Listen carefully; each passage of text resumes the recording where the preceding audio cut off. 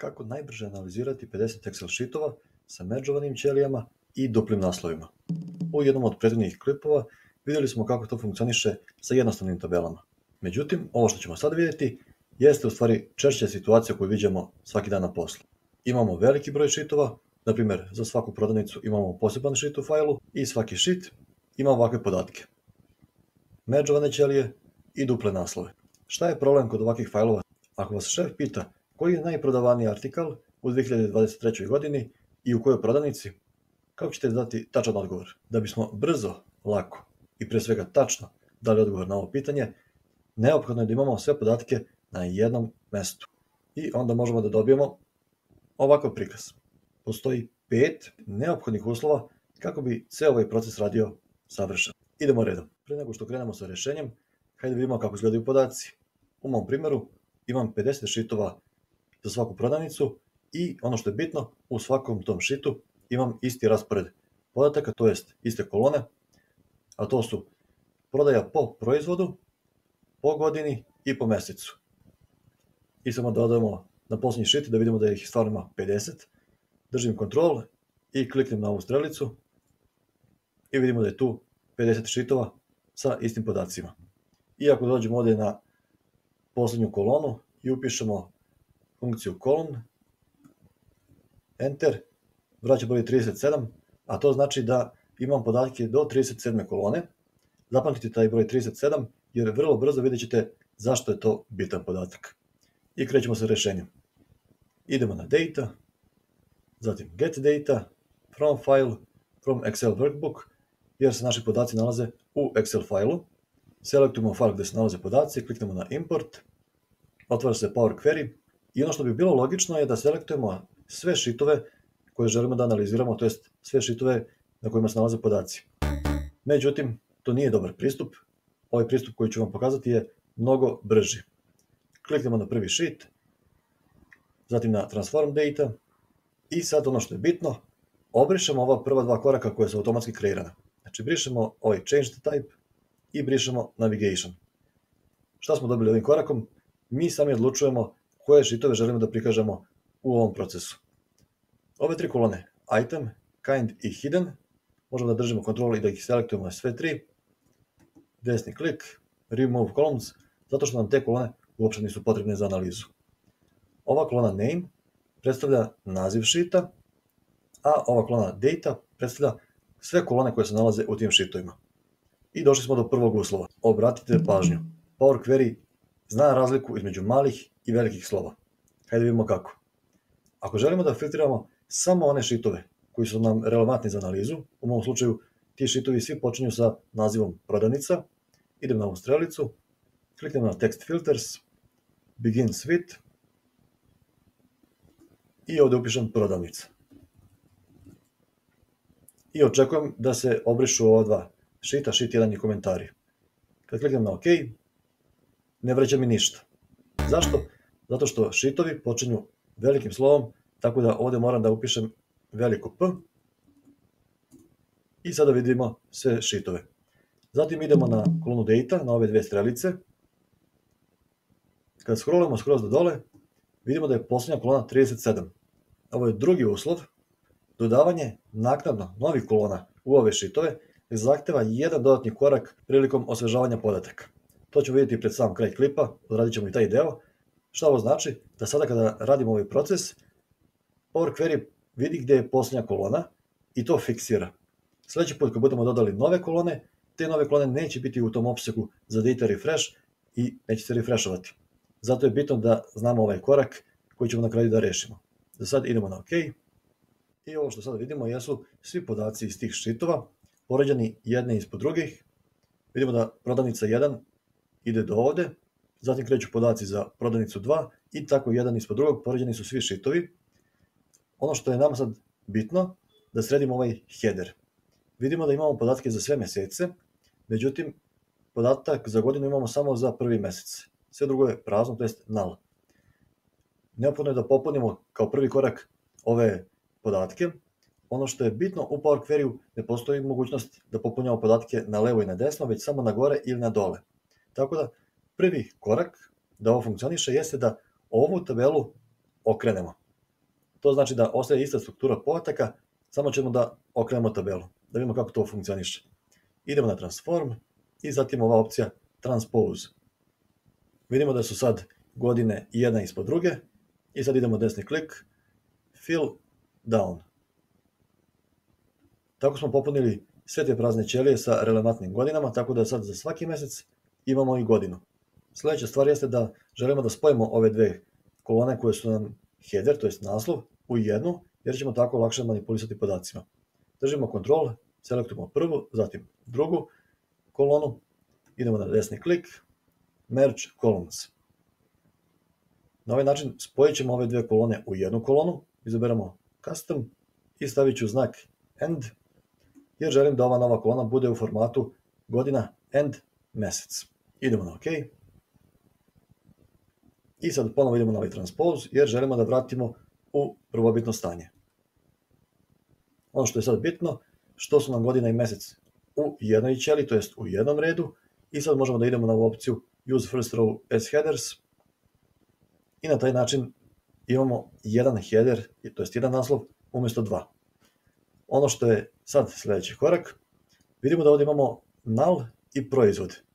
Zašto? Zato što svaki sheet ima te naslove i sad se to sve ponavlja.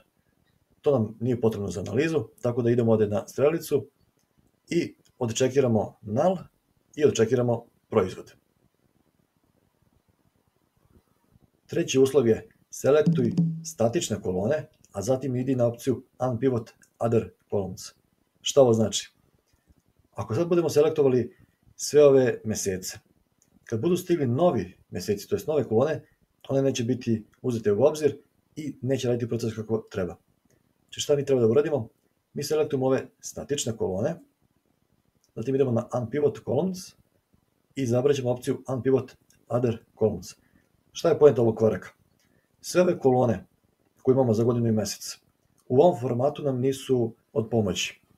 Zašto? Jer ako ih budemo prevlačili na izveštaje, moramo da prevučemo svaku kolonu posebno. To je mukotrpan posao, mi želimo da prevučemo samo jednu kolonu i da dobijemo sve potrebne podatke. Tako da sad kad kliknemo na Unpivot Other Columns, mi dobijemo samo dve nove kolone. Attribute ćemo sada da splitujemo by delimiter, automatski će da prepozna koji delimiter smo malo prestavili, kliknemo na OK i sad imamo dve nove kolone, a to su godina i mjesec. Posljednja kolona je vrijednost prodaje. Ova prva kolona je prodavnica, druga kolona je proizvod. I sad imamo podatke baš onakve kakvi su nam potrebni za analizu. Četvrti uslov, da bi sve ovo radilo kako treba, jeste da znate svoje podatke. Ako će kombinacija svih ovih sheetova imati u totalu preko 1.000.000 redova, ako odete na opciju Home, zatim Close and Load, pući će refresh, jer neće moći da stavi sve te podatke na jedan sheet. Zato ćemo u mom primjeru koristiti opciju Close and Load, ali s ovom strelicom, i zatim Close and Load to, i onda ćemo prikazati sve podatke u pivot tabeli. Tako da idem Close and Load to, i zatim odaberem opciju Pivot Table Report i kliknem na OK. Sad kad imamo sve podatke na jednom mjestu u pivot tabeli, možemo lako da damo odgovor sa početka klipa. Da bismo vidjeli koji proizvod imao najveću prodaju u 2023. godini i u kojoj prodavnici, uradit ćemo ovo.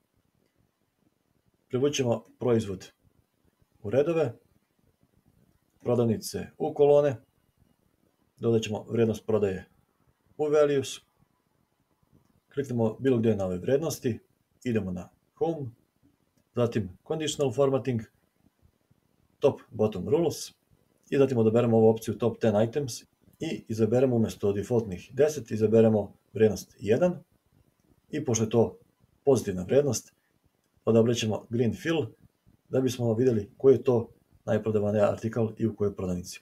Kliknemo na OK i zatim dođemo na ovu ikonicu, na strelicu i izaberemo ovu posljednju opciju.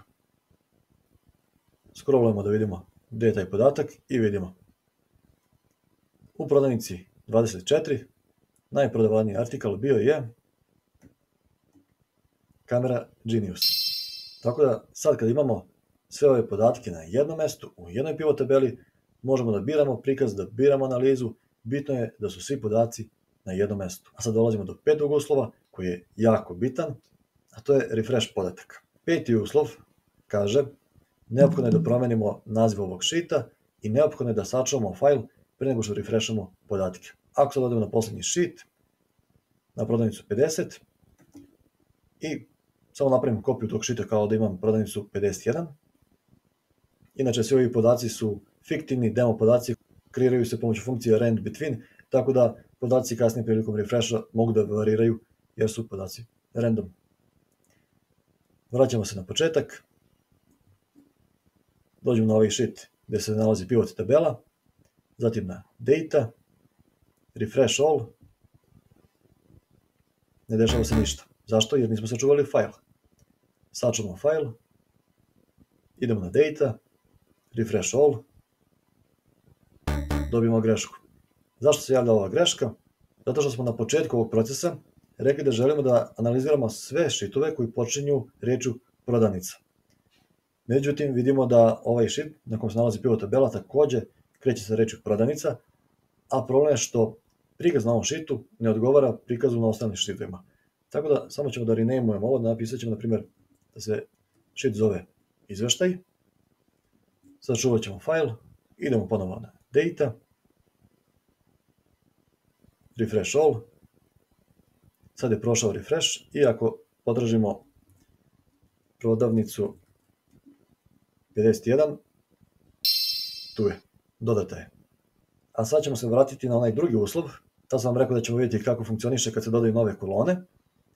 Znači ako dođemo na prodavnicu 1 i zatim kopiramo sve podatke koji se nalaze u 2024. godini i dodajem ih ovdje. Promenimo samo da je ovo sada 2025. godina. I sad kad budem pokušao da refresham podatke, znači sačuvam, odem na izveštaj, da bismo lakše vidjeli utjecaj ovog refresha, promenio sam izgled ove pivot tabele tako da prikazujemo prodaju po prodavnicama i po godinama. I sad kada sačuvamo ovaj file i ako ga refreshamo, vidimo da su posljednji podaci za 2024. godinu, to jest 2025. godina, iako je u failu, ne prikazuje se. Kako se rešava ovaj problem? Idemo na data, zatim na queries and connections, dupli klik na query koji smo kreirali i ključna stvar je ova opcija expanded data. To jest, to je onaj korak kada smo odabrali sve kolone u ovim sheetovima. Idemo na ovu ikonicu pored expanded data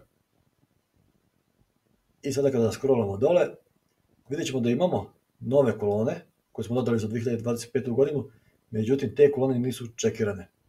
Ono što je potrebno, znači kad god imamo te neke nove kolone, novi opseg koji je dodat, moramo da uđemo u ovaj korak, da selektujemo sve, kliknemo na OK i zatim na Home i Close and Apply. Sada kad se podaci budu refreshovali, podaci za 2025. godinu su tu. Tako da to je jedna stvar koju moramo da uradimo. Kad imamo nove kolone, moramo da ih dodamo ručno u tom jednom koraku. To je to što se tiče ovog klipa. Vidimo se sljedeći put. Ćao!